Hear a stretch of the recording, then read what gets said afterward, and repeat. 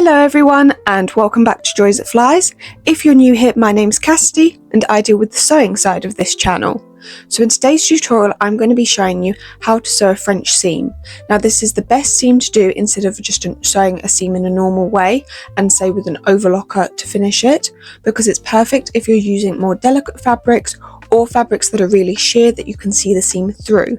It looks so much neater and so much more professional. So grab your two pieces of fabric that you're going to be sewing together, and instead of placing them right sides together and sewing them like that like we normally would, instead you're going to want to place them wrong sides together. And then we're just going to act like it's a normal seam. So pin the two pieces of fabric together and then you're going to want to sew down the side you need to using 1/4 inch seam allowance. Once you've sewn it, you're going to want to trim down the seam allowance to about 1/8 inch.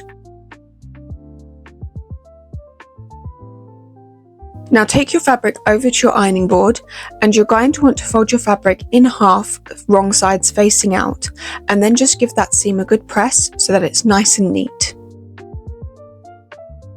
And now you're going to want to sew back down that seam, but this time you're going to want to use 1/2 inch seam allowance.